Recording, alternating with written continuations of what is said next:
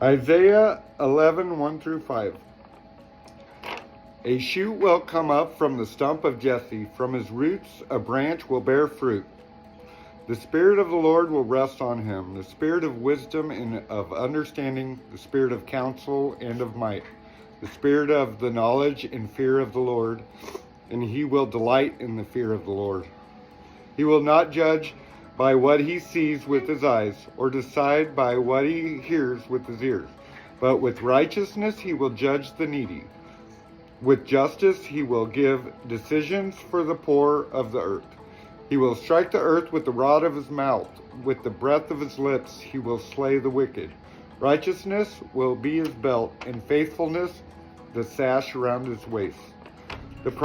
This prophecy describes what the Messiah will be like, and we see the details come to fruition in the life of Jesus Christ. But what exactly is it saying? Let's dig in. Verse 1 promises the renewal of Jesse's line. Jesse's father, King David, the greatest leader Israel ever had. In this prophecy, God foretells the fall of David's kingly line, the mighty tree cut to its stump, which came to pass when the Babylonians conquered Judah and forced its people into exile. But Jesse's line was not wiped out. When trees experienced extreme conditions, such as being suddenly chopped down, they may not immediately die, but instead enter survival mode. From this condition, the tree will grow fresh sprouts at its base. It is seen as the renewal of life. How fitting that God uses this image as a metaphor for Jesus, born into Jesse's line from both his mother and father. Jesus is the continuation of his mighty line, and we, the believers, are the fruit that Jesus produces. Verses 2 to 3 describe what Jesus will be like when he enters our world as a human.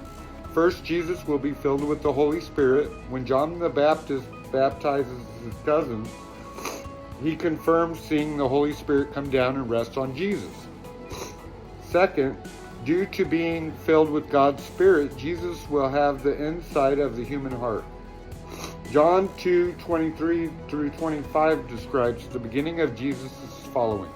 But because Jesus understood the nature of humanity, he did not trust the crowd's apparent fervor.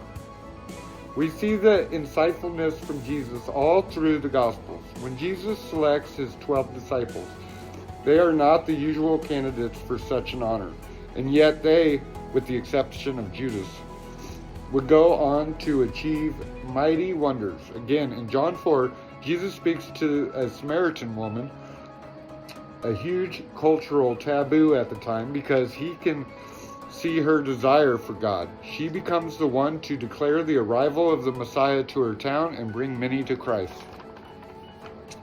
What does this mean for us today? Verses 4 and 5 answer that question. Jesus will return, and when he does, we can expect more earth-shaking events, just like the life Jesus led. When Jesus returns, he will wipe out all evil, all suffering, and we can be confident that all will be handled justly as Jesus judges not